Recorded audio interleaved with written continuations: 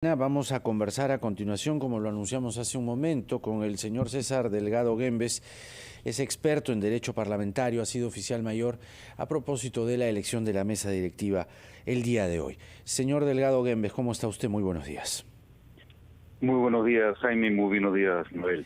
A ver, estas tres listas, ¿no? Hay la llamada lista del oficialismo, que es la lista donde está el señor José Gerí, donde está el señor Balcázar, la señora Luque y la señora Flor Pablo. Se dice que la señora Flor Pablo, por no pertenecer a una bancada, estaría invalidando la participación de esta lista.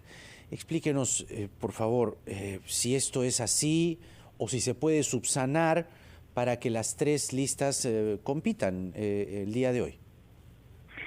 Generalmente se producen discrepancias sobre ese mismo tema, como ocurrió en el año 2016 con la candidatura del señor Daniel Salaverry, que estuvo integrada por la señora Jenny Vilcatoma, donde se cuestionaba que algún miembro de la lista no perteneciera a un grupo parlamentario.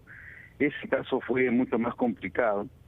En esta situación existe una provisión reglamentaria, el artículo 12 del reglamento del Congreso, que se pone en el supuesto de que al inicio de un periodo parlamentario no es posible que existan grupos parlamentarios, por una razón. Los grupos parlamentarios son un órgano del Congreso. El Congreso aún no se instala.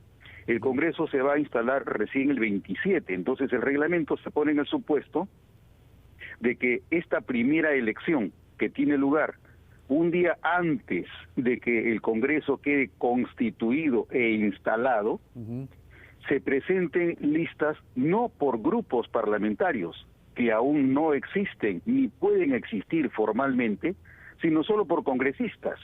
Entonces no hay ningún impedimento para que al inicio de un periodo constitucional se presenten listas no por grupos, sino por congresistas. Ese es el primer ángulo de análisis sobre este tema. El segundo es que en medio de la informalidad también se ha producido un fenómeno que tiene que ver con la unión entre dos grupos.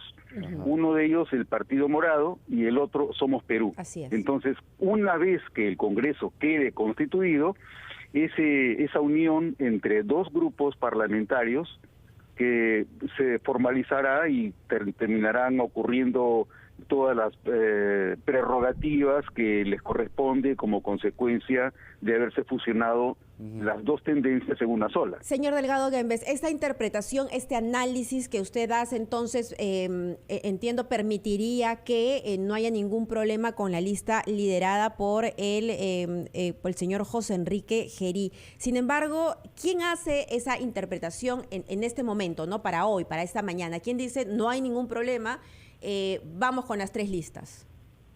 El órgano competente para definir sobre la procedencia de una lista es la mesa directiva de la Junta Preparatoria, que en este caso es presidida por el señor Quito, y esto ocurrirá hasta precisamente que se elija la primera mesa directiva del siguiente Congreso. Entonces es la mesa directiva constituida por el señor Quito, el señor Wong y la señorita Barbarán, los que tendrán que tomar la decisión sobre la procedencia. Ya. Pero en realidad, más que una interpretación, Sí. es el texto literal del artículo 12 del reglamento. ¿Qué dice? Que dice que los congresistas pueden presentar listas al inicio del periodo para postular a la mesa directiva, los congresistas. Porque todavía Bueno, no hay por supuesto. bancadas, digámoslo así. Bueno, hay pretensiones, pero no pueden haber bancadas, no pueden haber grupos hasta que no haya un congreso del cual los grupos sean un órgano. O sea, la lista, digamos, del señor Gerí, de la señora Balcázar, de la señora Luque y de la señora Pablo, para usted es válida. De acuerdo al reglamento, de acuerdo a las formas, sí procede su participación.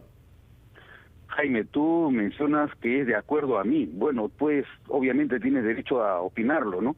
Pero no es de acuerdo a mí, es cuestión... No, decía el reglamento, no a usted. Claro, es el texto del reglamento y además es la práctica común, siempre ha sido así. Lo que pasa es que con la inexperiencia y la dificultad que ahora genera el tema de la irreelegibilidad de los congresistas, cada vez tenemos menos congresistas con alguna experiencia que permitan entender cuál es la dinámica natural en el Congreso. Eso que toca usted es un buen punto. Hay inexperiencia por un lado, pero por otro lado estamos en un ambiente muy polarizado.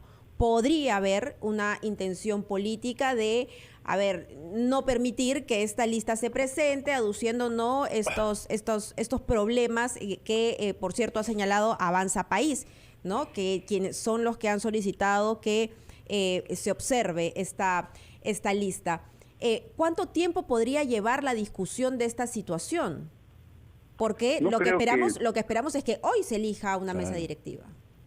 Bueno, en principio, Mabel, como te darás cuenta, este es un supuesto en el que no hay amor a primera vista, porque nos encontramos en una especie de animosidad. Yo creo que cuando se les explica a los congresistas lo que señala el reglamento, fácilmente puede solucionarse el problema. En este caso, lo que debe ocurrir es que a la hora de anunciar el presidente de la mesa directiva, el señor Quito, que se han presentado 3 listas, también hará alguna atingencia a la validez y a la procedibilidad de la tercera lista, y con eso debe quedar todo concluido. Ahí no debe haber ningún tipo de contingencia. Eso es parte de lo que se espera que haga la mesa directiva en el proceso de conducción del debate. Ahora, 3 listas con lo, no diríamos atomizado, pero por lo repartido que está la representación y con ello el voto, pues ¿cómo puede quedar eventualmente la legitimidad de la nueva lista en tanto los votos van a ser más reducidos? No sé si me explico, es decir, hay 3 listas, ciertamente la de Renovación Popular es solo su bancada, digamos, salvo Norma Yarrow, que ha dicho que no va, entonces no va a votar por ella. Ahí tenemos pues una fragmentación mínima, ¿no? Es decir, votarán solo los de Renovación Popular. Luego la expectativa queda entre la lista oficialista y la lista opositora, ¿no? Que esta última parece reunir un mayor consenso. La repartición del voto, lo que le preguntaba, señor Delgado Guembes, en este caso, ¿cuánto incide que sean 3 listas las que participan? No hay absolutamente ningún tipo de límite. Podría cada uno de los 10 grupos parlamentarios haber presentado una lista y luego, como consecuencia del proceso, se determinaría quiénes votaron por qué. En el papel mucho se puede especular, pero finalmente lo que va a determinar va a ser el sentido del voto. No hay ninguna limitación para el número de listas.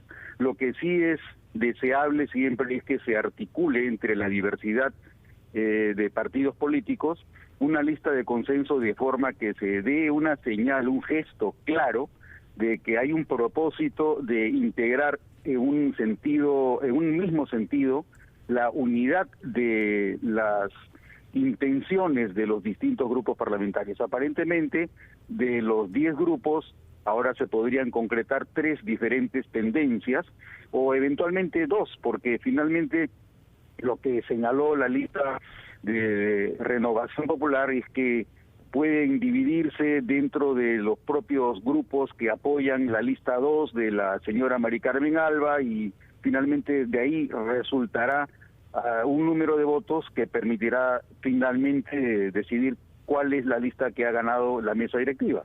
Muy bien, señor Delgado Guembes, va a ser muy interesante ver esta mañana cómo se alinean entonces la correlación de poderes dentro del Congreso de la República. Le agradecemos muchísimo por su explicación.